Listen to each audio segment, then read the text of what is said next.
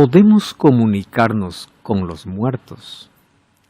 Las sesiones espiritistas tienen en sí un fundamento, y es que la persona cuando muere no muere completamente.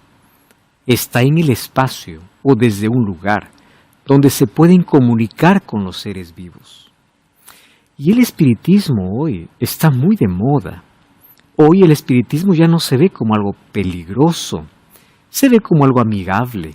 Desde las películas, las sesiones espiritistas, donde el ser humano puede entrar en contacto con algo sobrenatural.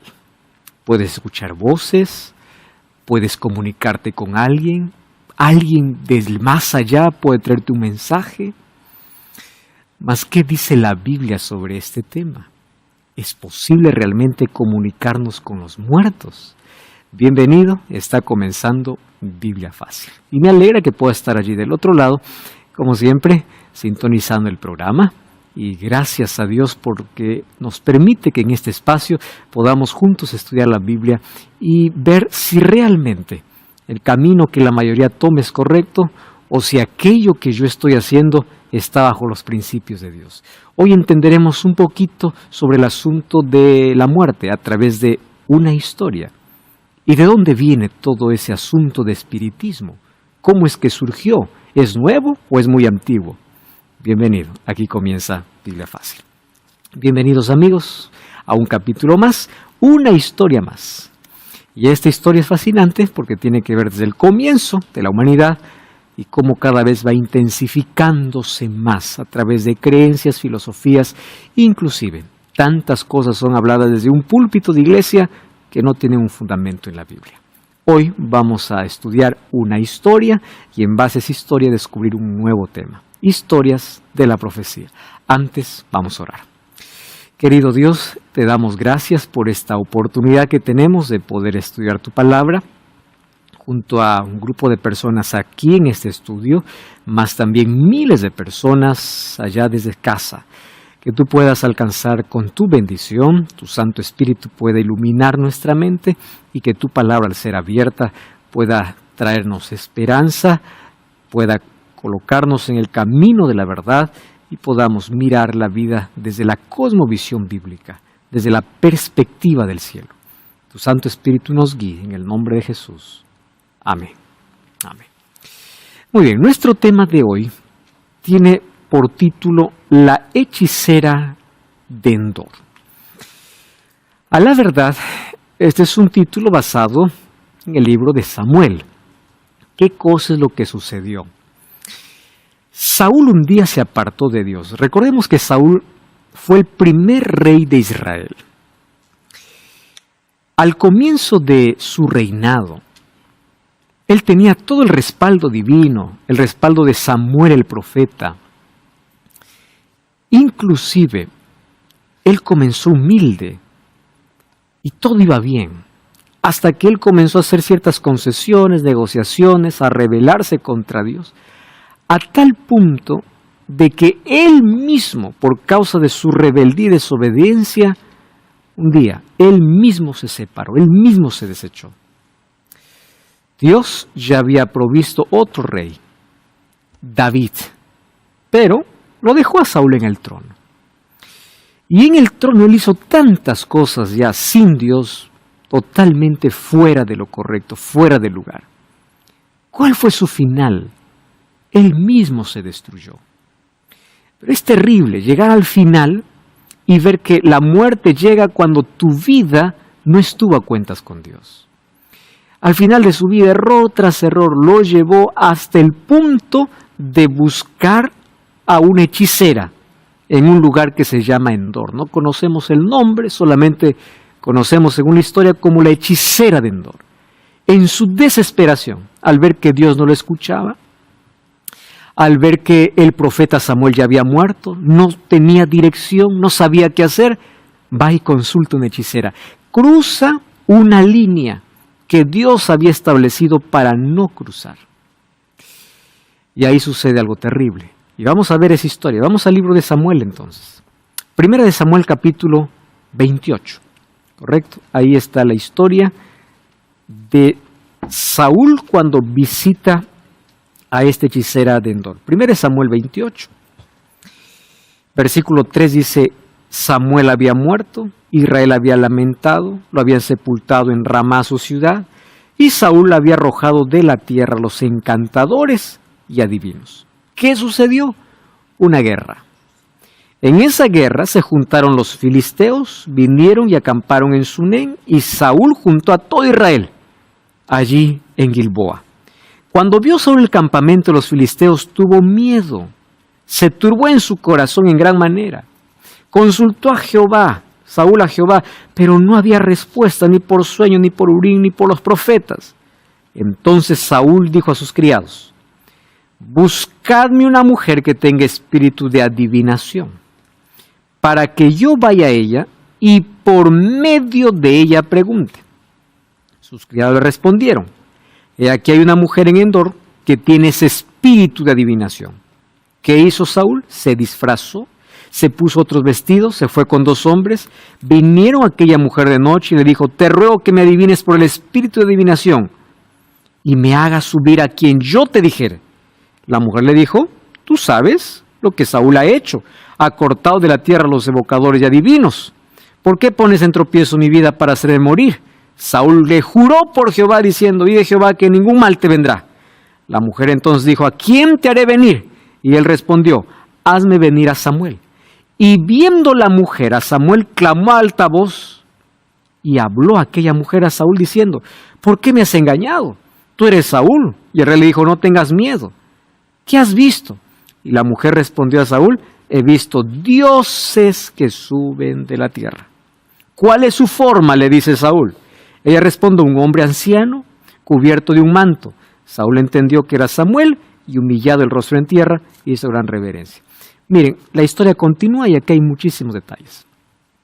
Primero, él había desechado a todos los adivinos, porque era orden de Dios. Ningún adivino, ningún hechicero, nadie que trabaja con ocultismo, trabaja con Dios. Nadie. Incluso cuando Nabucodonosor llamó a todos sus adivinos, agoreros, para que puedan interpretar su sueño, ellos dijeron así, el asunto que el rey demanda es un misterio. Ninguno de nosotros puede interpretar o puede decir al rey que soñó, a menos que, es importante, aquellas personas que tienen conexión con un Dios que no es de carne. Ellos están reconociendo, nosotros no podemos, a menos que hay otro Dios con el cual no tenemos contacto, Él te revela. Y ahí aparece Daniel. ¿Qué cosa hace Saúl? En su desesperación al ver que los filisteos se habían venido, su ejército es pequeño, se desespera. En lugar de esperar, él busca la solución humana. Dios parece que no me responde, entonces yo solucionaré a mi manera. Dios había dicho que no y él no importa. Ahora yo voy a buscar a alguien que me adivine. Yo quiero hablar con Samuel, pero Samuel había muerto. La mujer, cuando dice, ¿a quién quieres que te haga venir? A Samuel le dice. La respuesta de esta mujer no fue, viene Samuel. Dioses suben de la tierra. Esa expresión, dioses suben de la tierra, para comenzar, bajo el concepto bíblico, no existe una diversidad de dioses. Existe un Dios en 3 personas. Muy bien, suben de la tierra, no es que bajan del cielo, suben de la tierra. Está hablando de espíritus de demonios. Y los demonios pueden tomar exactamente la forma de alguien. Hoy puedo evidenciar tantas historias de personas que dicen, no, pero yo escuché la voz, yo vi la persona, yo me comuniqué. Claro, porque Satanás puede tomar la forma humana. Y en esta vez tomó la forma de Samuel. Interesante que Samuel va hasta el terreno prohibido que Dios le había dicho que no. En Levítico 19:31 Dios había dicho, no os volváis a los encantadores ni adivinos, ni los consultéis, contaminándoos con ellos. Yo, Jehová vuestro Dios, no vayan a ellos en busca de consulta. No vayan. ¿Por qué? Ustedes están entrando en un terreno de oscuridad. ¿Qué cosa es lo que sucedió? Supuestamente aparece Samuel. No era Samuel. era un espíritu, era un demonio, ¿no? Tantos demonios. Recuerden que Satanás, cuando bajó del cielo, cuando fue desterrado, bajó la tercera parte de ángeles. Esos ángeles se convirtieron ¿en qué? En demonios. ¿Cuál es la función de los demonios? Engañar, destruir, hacer falsos milagros, aparecer, lo que ya hemos visto en el tema de la rebelión de Satanás. Entonces Satanás tiene su grupo, su conjunto de demonios, que va a hacer hasta milagros para convencer a las personas. Esos demonios toman la forma humana. ¿Cuál es el final? Vamos al capítulo 1 de Samuel, capítulo 32. Miren cómo termina esta historia, terrible. 1 de Samuel, vamos al capítulo 31, versículo 2. 31, 2 al 4. Y siguiendo los filisteos a Saúl y a sus hijos, mataron a Jonatán, a Abinadab, a Malquisú, a hijos de Saúl. Arreció la batalla contra Saúl, alcanzaron los flecheros, tuvo gran temor de ellos. Entonces Saúl dijo a su escudero, saca tu espada, traspásame con ella para que no vengan estos incircuncisos y me traspasen y me escarnezcan. Su escudero no quería porque tenía gran temor. Otra vez, él no puede refugiarse en Dios, él quiere todo tener el control en sus manos. Cuando su escudero no quería, tomó Saúl su propia espada y se echó sobre ella. Y viendo su escudero a Saúl muerto, también se echó sobre su espada y murió con él. Murió Saúl y todos sus hijos. ¿Cuál fue su final? En una hechicera. Y finalmente él mismo se autodestruyó. Alguien puede decir, pastor, pero ¿qué tal si fue Samuel realmente que vino a hablar con él? No fue Samuel. Miren lo que dice 1 de Crónicas 10:13. Así murió Saúl por su rebelión, con que prevaricó contra Jehová, contra la palabra de Jehová, la cual no guardó, porque consultó a una adivina. Mucha atención aquí. Si es que realmente Samuel hubiese venido para hablar con Saúl, significa que hubiese estado permitido por Dios y no hubiese dicho que Saúl se rebeló. Al decir que se rebeló contra la palabra de Jehová, era porque Saúl creía que después de que alguien muere, todavía se puede comunicar. ¿Eso cómo lo llama la Biblia? Rebelión. Y ustedes saben que hoy está muy de moda eso. Películas, series sobre asuntos de espiritismo, ¿no? Sobre contacto con los muertos. Es más, en el pensamiento popular de la gente está, cuando muere no muere, va a otra esfera. Por eso desde el cielo está mirando. Recuerdan los 1 de noviembre en todos los cementerios, llevemos comidita, llevemos flores. ¿Quién te está viendo? Eso es en vida. De muerto no hay nada, nadie sabe. No hay un espíritu que venga, no hay alguien que ve, no hay alguien que se comunique. Eso la Biblia lo llama prevaricación, lo llama abominación y lo llama rebelión. El hecho de creer que una persona cuando muere no está muerta, sino que se puede comunicar o está en otra esfera, es rebelión contra Jehová. ¿Qué dice Apocalipsis 6:14? Espíritus de demonios hacen señales. Y 2 Corintios 11:14 dice, cuidado, Satanás se puede disfrazar hasta como ángel de luz. Entonces, si la Biblia no lo dice, no importa lo que estoy viendo. ¿Por qué? Estamos en un mundo donde hay poderes en lucha. Si la Biblia me dice, el muerto cuando muere va a descansar, y si alguien murió y veo algo, no es alguien que ya murió, es espíritu de demonio. Entonces, nuestra creencia sobre la muerte tiene que estar basada en lo que la Biblia dice. Lamentablemente, dentro del cristianismo se infiltró demasiado la filosofía griega, el concepto dualístico del alma. Alma en la Biblia no es el alma que hoy la gente cree. Hoy la gente cree que alma es algo que no tiene carne y que tenemos dentro y que sale. Cuando alguien muere o se va al infierno, se va al purgatorio o se va al cielo, está mirando, está cuidando. ¿De dónde salió ese concepto? Ahí vemos la historia de Saúl. Cuán peligroso es tener ese concepto. Muy bien, ¿qué dice la Biblia en cuanto al tema de los muertos? Porque Saúl quería comunicarse con alguien que ya murió.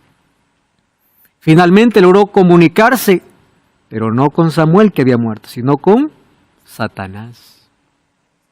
Satanás.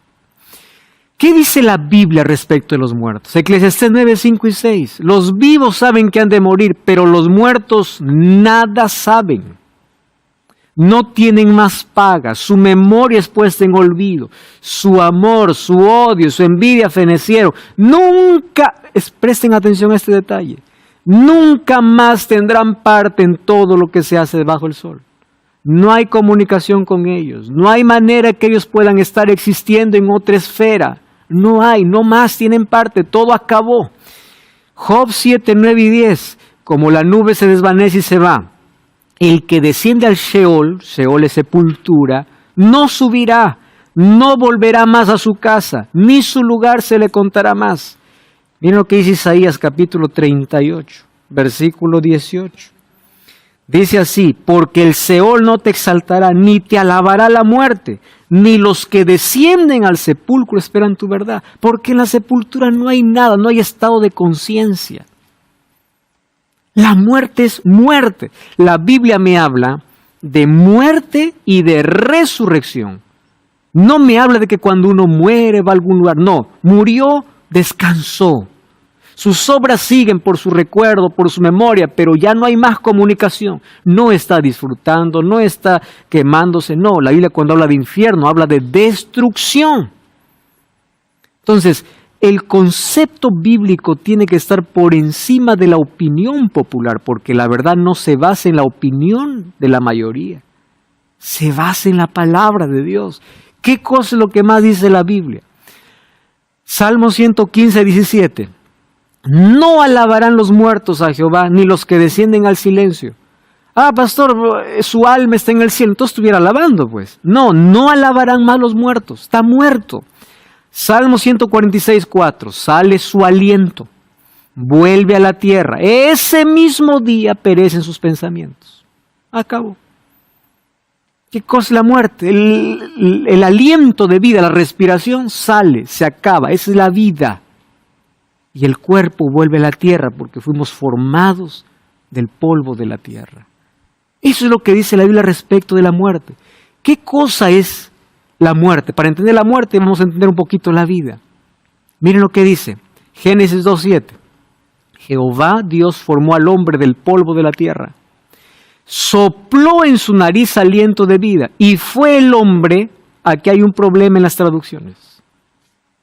¿Cuál es el problema? Algunas versiones dice un ser viviente, otras traducciones dice un alma viviente. Hasta ahí está todo correcto. Ahora, ¿cuál es el problema? Cuando vamos a la Biblia, vamos con nuestro concepto de alma. Cuando la Biblia habla de otra cosa. Entonces, cuando aquí la palabra hebrea es Nefesh Hayah. Nefesh Hayah significa alma viviente. Entonces, ¿qué es un alma? Tú, yo soy un alma. Un alma no es que Dios colocó un alma en el ser humano. Dios hizo un alma. Nosotros somos alma. No tenemos un alma, somos un alma. ¿Se entiende ese concepto? Ahora, pastor, pero en la Biblia encuentro textos que dicen y el alma se... Eso ya hemos visto en la temporada anterior. Te invito a que puedas ver la temporada donde hablo sobre textos donde aparentemente el alma es algo incorpóreo, que sale del cuerpo. Vamos a leer en su contexto y qué significa, porque alma significa vida, puede ser sentimientos, puede ser la parte interna o puede ser el ser humano completo. Pero no existe algo que sale del ser humano con vida. No existe. Y hemos leído los textos bíblicos. Nadie te alabará. Ahí en el sepulcro hay silencio. Es la muerte. No hay manera de comunicarse con ellos. No hay manera. Entonces, el ser humano es un alma viviente. No tiene un alma, es un alma. Yo soy un alma, no tengo un alma. Alma en la Biblia hace referencia a la vida, Alma en la Biblia hace referencia a la parte interna, las emociones, los sentimientos, o la respiración o las actividades. En el Nuevo Testamento incluso alma tiene la referencia de vida eterna o de vida, ¿no? Dice, no se preocupen por aquellos que matan el alma, por aquellos que pueden quitarle la vida. ¿Qué significa alma ahí? Vida. No te preocupes si te quitan la vida, porque finalmente Dios te va a dar. Preocúpense por aquel que puede destruir completamente. Bueno, ahora, si nosotros somos un alma, ¿qué sucede en la muerte? Eclesiastés 12:7. Eclesiastés 12:7, vamos a leer el texto bíblico, dice, vamos al texto, porque ahí me explica qué es la muerte. Si ya sé qué cosa es la vida, ¿qué cosa es la muerte entonces? La vida es la unión del soplo de vida más el cuerpo, ¿no?, que Dios creó. Eclesiastés 12:7, el polvo vuelve a la tierra como era, y el espíritu vuelve a Dios que lo dio. ¿Qué sucede en el momento de morir? Solamente hay una desintegración, una separación. La vida es un muñeco que Dios hizo al comienzo, sin vida. ¿Qué hizo? Soplo. Muy bien. Y el hombre fue un alma viviente. ¿Qué cosa es la muerte? El soplo vuelve a Dios y el cuerpo vuelve a la tierra. ¿Qué es el espíritu que vuelve a Dios? Dios no colocó un aliento pensante. La palabra hebrea para ese soplo es ruaj, soplo, ruaj. Y la palabra griega es neuma. De neuma viene aire y de ahí viene la palabra neumático, ¿no? Aire. No es algo que piensa, no, es la respiración lo que vuelve a Dios. El ser pensante vivo solo apareció cuando el polvo de la tierra y el soplo de vida se unieron. Cuando se separan, no existe más. Ahí acabó todo. Para entender mejor Eclesiastés, vamos a Salmos. Salmos capítulo 104, versículo 29. Miren lo que dice el texto bíblico. Salmos 104, 29. Escondes tu rostro y se turban. Les quitas el hálito, o sea, el aliento de vida, dejan de existir y vuelven al polvo. Cuando dice que el espíritu vuelve a Dios, ¿a qué está haciendo referencia? Al aliento de vida. Eso. Cuando nosotros comprendemos desde el punto de vista bíblico, entonces vamos a mantenernos lejos de aquella línea donde Satanás nos quiere llevar. Acá hay una ilustración simple. Una bombilla o un foco, no sé cómo se llama en cada país, para que alumbre necesita de una parte física, ¿no?, la bombilla o el foco, pero también una parte invisible que es la electricidad. Entonces no podemos ver la electricidad porque está cubierta, no hay manera. Pero también existe un interruptor, ¿verdad? Porque es el que mide para que la electricidad pueda fluir y que pueda prenderse esa luz. La luz, aquí ilumina, aquí hay calor, pero para que exista luz tiene que haber dos componentes. ¿Cuál es? La bombilla y la electricidad. ¿Para que exista qué cosa? La luz. Entonces yo pregunto, cuando la electricidad se corta, ¿puede haber luz? Ya no. ¿A dónde se fue la luz? A ningún lado. ¿Por qué? Porque la luz solamente existe con la unión de ambas cosas. La bombilla sigue existiendo, la electricidad sigue existiendo, pero la luz ya no. ¿Cómo es que hay luz? Cuando hay unión. Lo mismo, el ser humano, cuando muere, el aliento de vida vuelve a Dios, el cuerpo vuelve a la tierra, ya no hay nada más. Ahí se acabó todo. ¿Qué es la resurrección? Dios nuevamente coloca el aliento de vida y nuevamente la resurrección cuando se una ¿qué? Al cuerpo. No es que cuando una persona muere va a algún lugar, eso fue introduciéndose dentro del cristianismo, dentro de la etapa de la oscuridad, cuando la isla fue incluso encadenada, fue prohibida. Costumbres paganas se infiltraron dentro del cristianismo, se infiltraron. Mas nosotros necesitamos colocar nuestra base, nuestro fundamento en la Biblia. Ustedes han visto una computadora. Está compuesta por hardware y software, la parte visible y la parte invisible. Igual que nosotros, tenemos la parte visible y la parte invisible, nuestros sentimientos, nuestros pensamientos, la parte invisible. Mas todo eso depende de que esté conectada ¿a qué? A electricidad o tenga electricidad. Se acabó la electricidad, se apagó todo. Todo. Desconecta a ver una computadora o una laptop, guarda energía, pero cuando se acaba la energía, se acabó. No funciona ni el hardware ni el software. Nada. ¿Por qué? Depende de qué? De la energía. Para que nosotros existamos dependemos del aliento de vida. Sin el aliento de vida, murió todo, acabó todo. Es así como la Biblia nos explica qué cosa es la muerte. Bueno, vamos a seguir abordando este tema porque hay hoy argumentos peligrosos que son colocados dentro de cristianos incluso sobre ese tema de la muerte.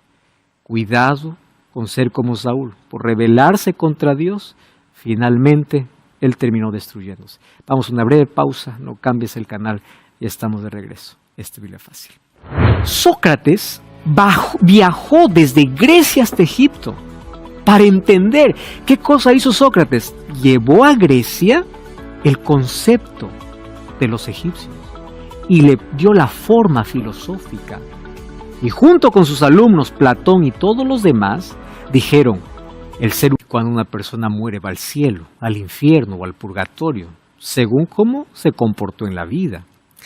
Mas para ayudarte a entender mejor sobre este tema, preparamos la revista Esperanza Yo Creo. Ahí encontrarás una explicación bíblica sobre la muerte. Para solicitarla solo tienes que enviar un mensaje de texto a este número de WhatsApp, más 5512 98 100 14 60. Te repito el número, más 5512 98 100 14 60, y estaremos enviándote ya sea en formato digital o en formato físico. Es gratuito, así que puedes aprovechar ahora mismo a solicitar. Ahí está la respuesta para justamente varias preguntas o dudas que tengamos sobre este tema. Continuamos con nuestro estudio. Saúl tenía ya una idea distorsionada sobre la muerte. Y la Biblia llamó a eso rebelión contra Dios. Él sabía que no debía, no podía. Y cuando uno hace lo que sabe que no debe hacer, se coloca en el terreno de Satanás. Y el terreno de Satanás nos lleva a la destrucción completa, a la rebelión contra Dios. Y a partir de allí vemos que hoy muchísimas personas todavía continúan insistiendo en ese pensamiento popular de que después de muerto hay algo que sobrevive. Miren lo que dice Jesús en el libro de Juan, capítulo 5, versículo 28 y 29. No os maravilléis de esto. Vendrá la hora cuando todos los que están en los sepulcros oirán su voz. No dice los que están en el cielo, en el purgatorio, en el infierno. No, porque todo el que muere va al sepulcro. No es que va a ningún otro lugar. Y los que hicieron lo bueno, no es que están en el cielo o en el purgatorio, no. Los que hicieron lo bueno saldrán. ¿De dónde saldrán? De la sepultura. No es que están en un lugar, no. Saldrán a la resurrección de vida. Y los que hicieron lo malo, a resurrección de condenación. El salvo y el perdido, ¿dónde está? En su tumba. Por eso Jesús dice, aquí yo vengo pronto y mi galardón conmigo. ¿Cuándo? Cuando Jesús regresa. Porque si cuando una persona muere ya se va a sufrir o ya se va a disfrutar, ¿para qué viene Jesús? No tiene sentido. ¿Dónde está la recompensa? No hay lógica. Y es más, no es bíblica. De los sepulcros oirán su voz. Los que hicieron lo bueno a resurrección y lo malo a resurrección de condenación. Unos de vida, otros a condenación. Según de Timoteo 4, 7 y 8, el apóstol Pablo, un hombre de fe, él escribe para Timoteo su última carta: he peleado la buena batalla, he acabado la carrera, he guardado la fe. Por lo demás me está guardada la corona de justicia, la cual me dará el Señor juez justo. No dice Timoteo, voy a morir, pero desde el cielo voy a interceder por ti. Desde allá voy a estar mirándote. No, Timoteo, yo voy a morir, pero quiero que sepas, el Señor me tiene la corona, pero no me va a dar ahora. ¿Cuándo me va a dar? En aquel día. ¿De qué día está hablando? La venida de Jesús. No solo a mí, no es que uno recibe recompensa adelantada, no es que el que murió ya está recompensado, no. No solo a mí, sino también a todos los que aman su venida. ¿Cuál es aquel día? El día de su venida. Esa es la esperanza que tenemos. La esperanza es, yo muero, mi cuerpo va a descomposición, el aliento de vida va a Dios, mas no es algo pensante, no es un sufrimiento, no es nada, hasta el día de la resurrección. Por eso es que la Biblia llama a la muerte como un sueño. ¿Por qué llama como un sueño? Porque el que duerme sabe que va a despertar. ¿Cuál sería el despertar? La resurrección. Resucitar sería como despertar. Cuando uno muere es como cuando uno está durmiendo sin soñar, ¿no? Uno no tiene noción del tiempo que pasa, de lo que hagan, nada. Uno se cuesta, se levanta y dice, ¿ya amaneció? Sí. ¿Cuántas horas pasaron? Pasaron 10, 8 horas. 8 horas despierto es cantidad, durmiendo no es nada, porque estás en un estado de inconsciencia. Esa es la muerte. Yo muero hoy y lo primero que voy a hacer al abrir los ojos es ver a Jesús, resucitar.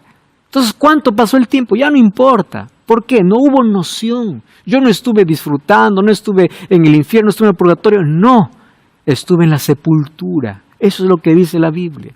1 Tesalonicenses capítulo 4, versículo 16. Vamos a leer ese texto.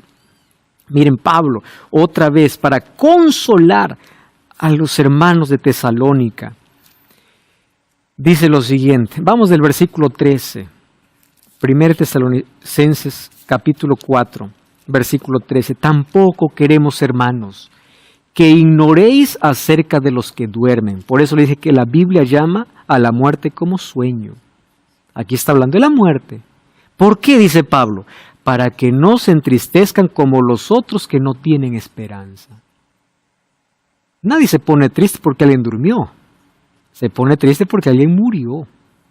Entonces aquí dice Pablo, si creemos que Jesús murió y resucitó, así también Dios traerá con Jesús a los que durmieron en Él, otra vez, a los que durmieron en Él, serán resucitados.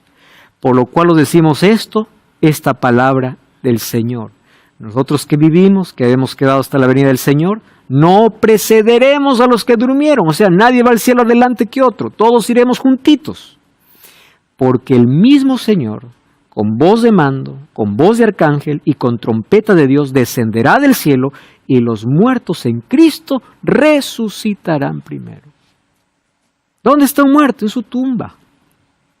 Ahí está, esperando el gran día. Como decía Pablo, la corona me está reservada para ese día, el día de su venida.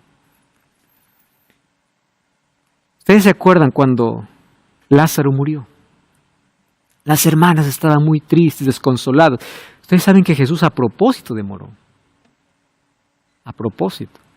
Llegó cuando Lázaro estaba enterrado ya 4 días. El cuerpo estaba en estado de descomposición. Estaba en la tumba. ¿Dónde fue puesto Lázaro? En la tumba. Abre la puerta. La hermana de Lázaro dice, Señor, huele. No abramos esa piedra. Y Jesús le dice, ¿tú no crees que el que cree en mí, aunque esté muerto, vivirá? ¿Tú crees eso?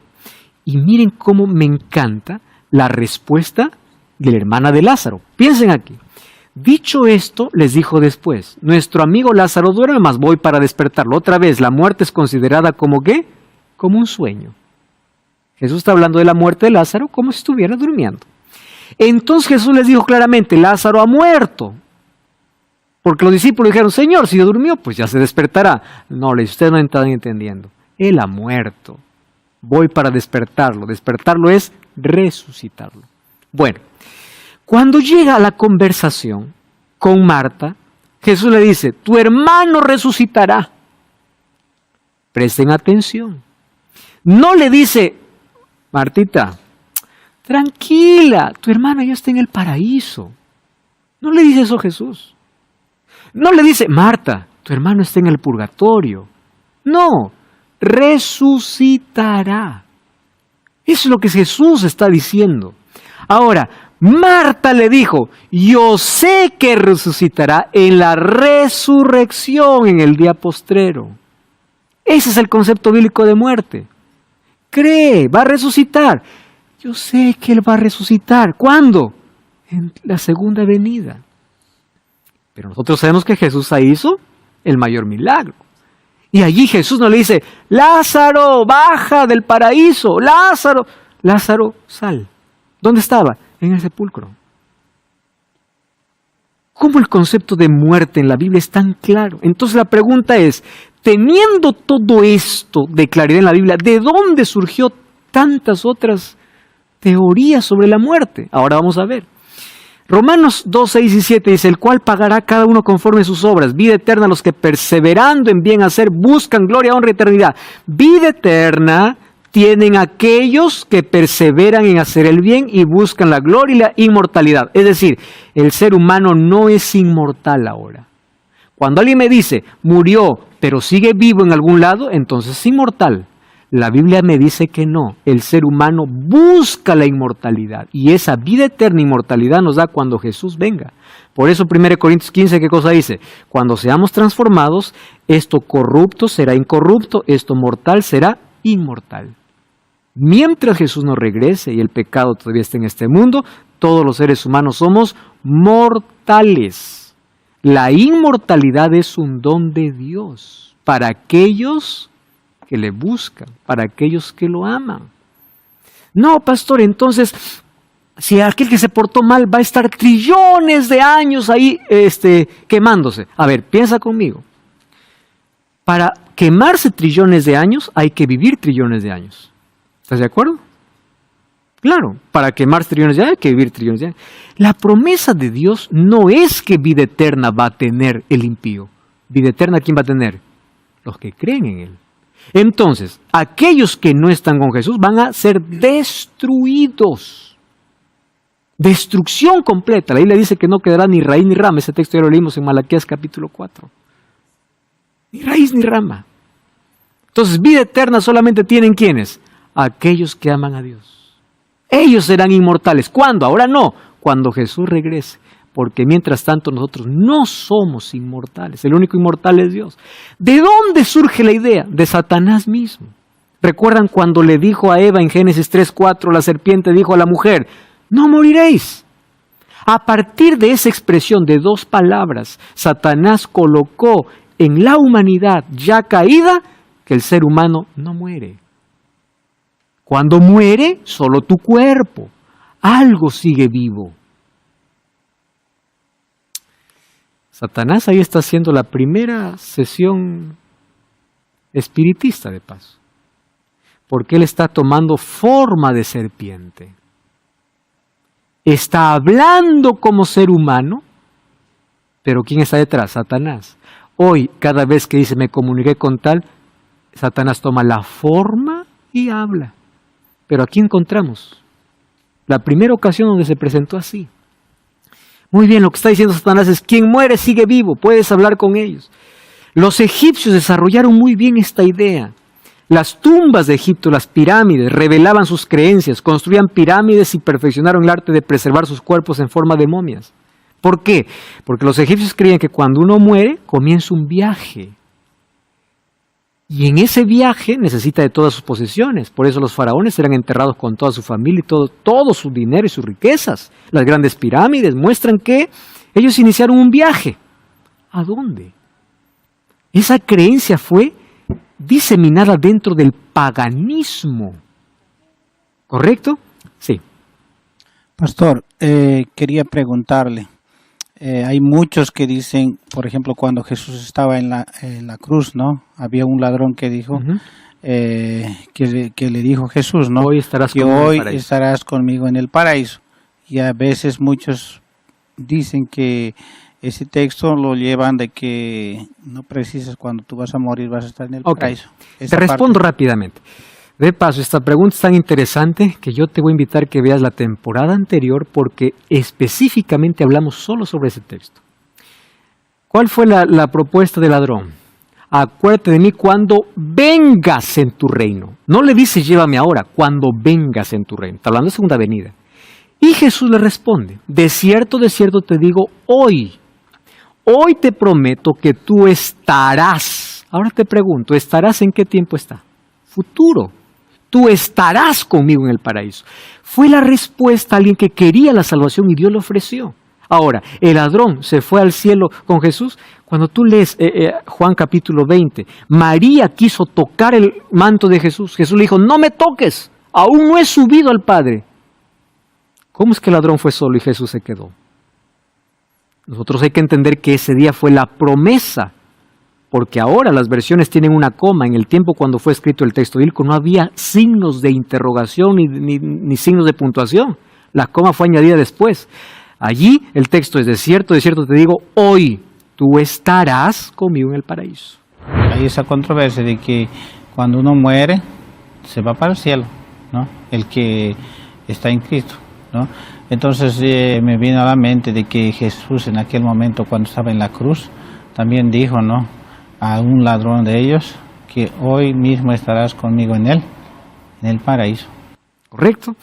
Ahora, los egipcios desarrollaron aquella idea, pero esta idea, incluso ellos tenían un libro de ceremonias para despedir a un muerto, porque creían o pensaban de que ellos van a disfrutar de un viaje, de una vida.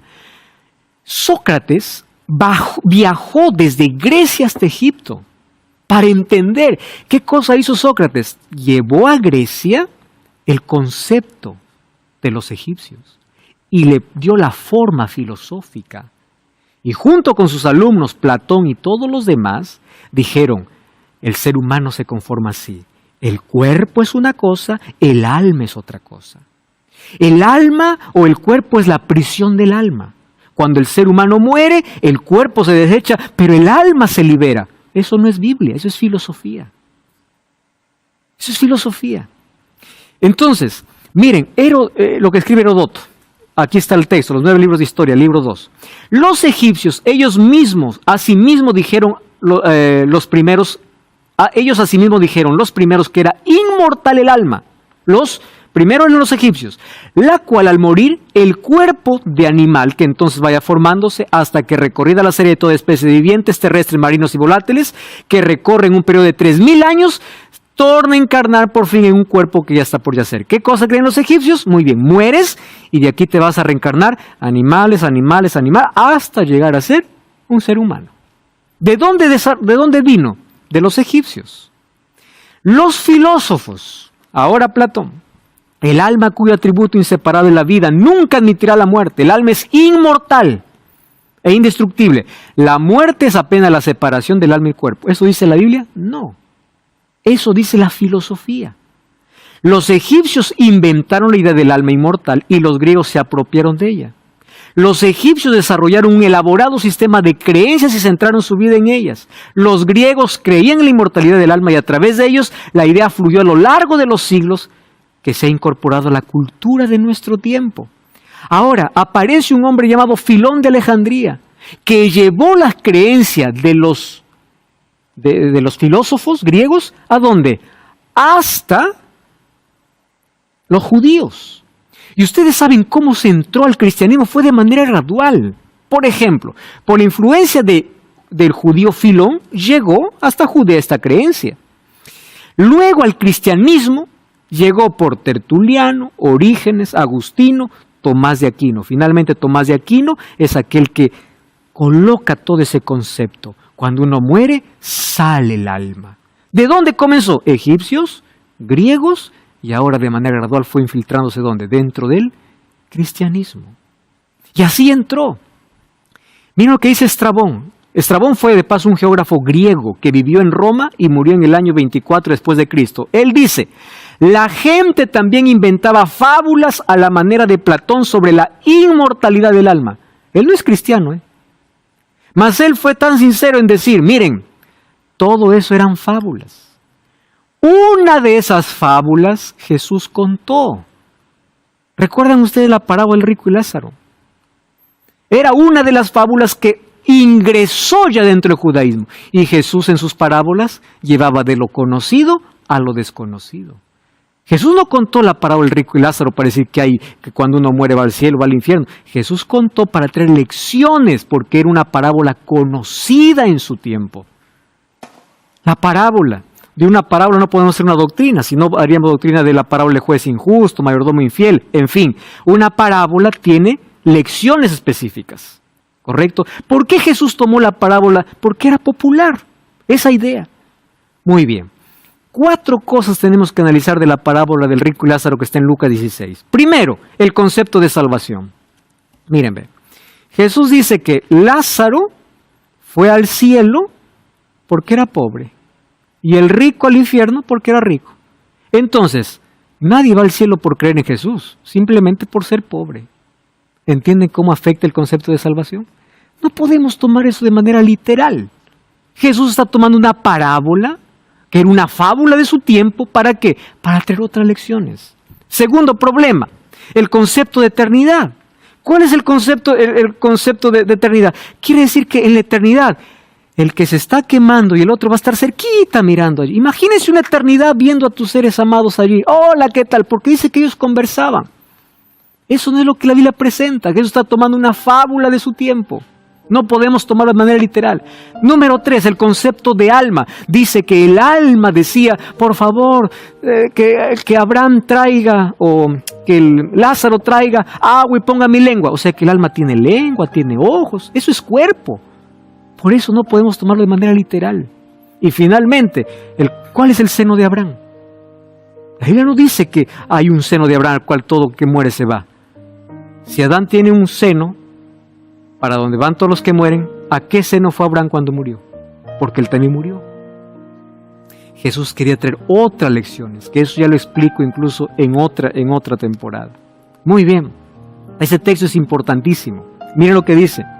Justino Mártir, el escritor de la iglesia primitiva muy próximo de los apóstoles, vivió en el año 100 después de Cristo. Pues si has caído con algunos que se llaman cristianos, pero que no admiten la verdad de la resurrección, que dicen que no hay resurrección de los muertos y que sus almas cuando mueren son llevadas al cielo, no te imagines que son cristianos.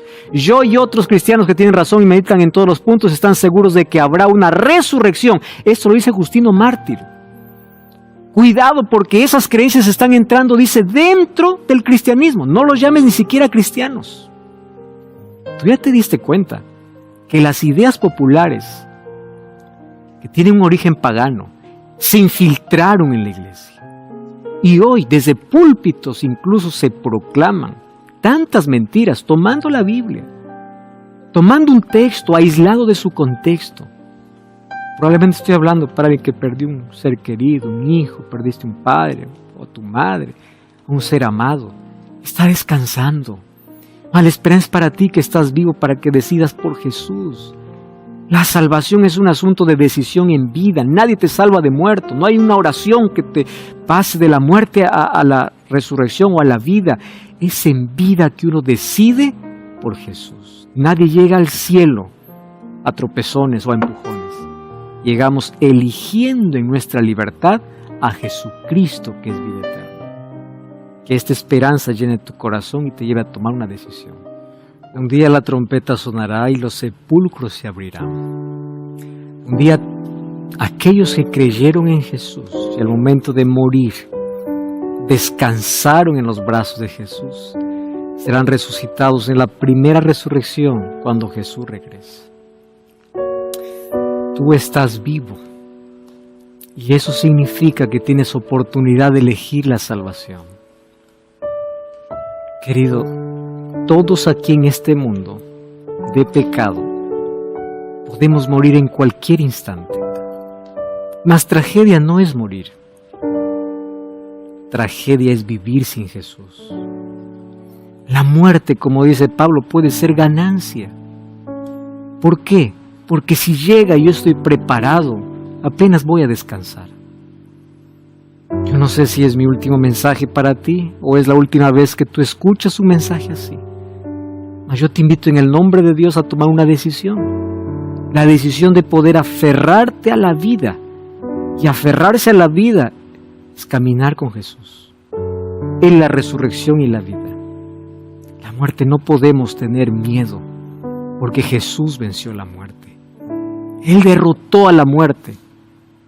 Por eso es que Él nos da vida y nos garantiza la vida. ¿Tú aceptas eso en tu corazón? ¿Aceptas esa verdad? Ora conmigo. Gracias, Señor, por tu palabra, que nos abre los ojos, nos liberta y nos trae consuelo para nuestros momentos más difíciles cuando perdemos un ser amado. Consuela a las personas que necesitan hoy ser consoladas y coloca esta verdad en nuestro corazón. En el nombre de Jesús. Amén. Te espero en una iglesia adventista para continuar estudiando la palabra de Dios. Dios te bendiga. Hasta la próxima. La muerte para mí es vida. Cuando una persona muere, no termina ahí. Para mí hay una continuidad, que es la resurrección, la segunda venida de Cristo. Yo confío en eso. Para mí, la muerte es algo que deja de existir, ¿no? Cuando tú mueres, desapareces para siempre. La gran mayoría de la gente, de las personas, le tiene miedo a la muerte, porque es la pérdida física del ser humano, ¿no?